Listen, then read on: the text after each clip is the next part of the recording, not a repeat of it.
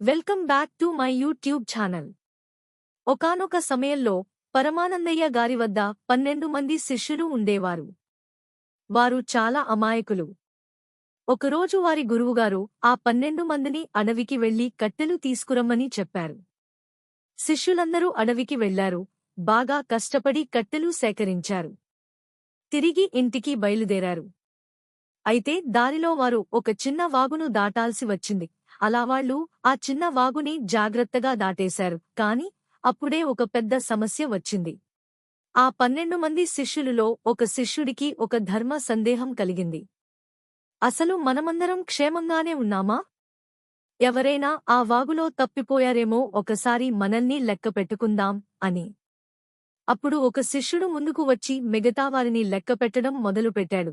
1 2 3 4 5 6 7 8 9 10 11 అని ఆగిపోయాడు. ఆ శిష్యుడు తనను తాను లెక్కించుకోవడం మర్చిపోయాడు. అయ్యో, మనం 12 మందిమి కదా, ఇక్కడ 11 మందే ఉన్నారు. అంటే ఎవరో ఒకరు అడవిలో తప్పిపోయారు అని గట్టిగా అరిచాడు. అలా అందరూ భయపడిపోయారు.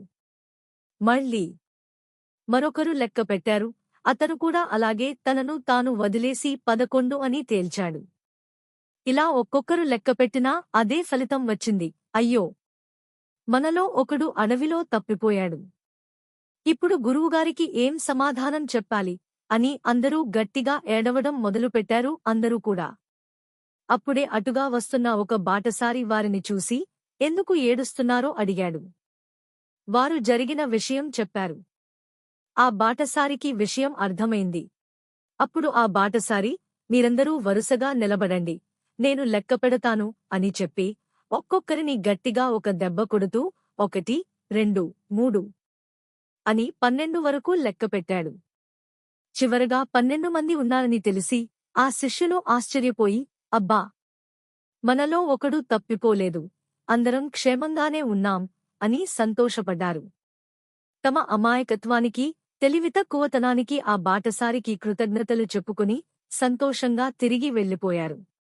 ఈ కథ మనకు అమాయకత్వం వల్ల వచ్చే హాస్యాన్ని, అలాగే కొన్నిసార్లు మనం చేసే చిన్న పొరపాట్ల వల్ల అనవసరమైన ఆందోళన ఎలా కలుగుతుందో చెప్తుంది.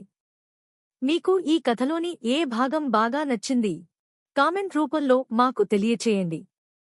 ఇలాంటి మరిన్ని నీతి కథలు వినాలంటే నా ఛానల్ని సబ్స్క్రైబ్ చేయండి. మీరు చేసే చిన్న లైక్ మాకు ఇలాంటి మరిన్ని వీడియోస్ చేయాలనే ఉత్సాహం ఇస్తుంది. సెలవు.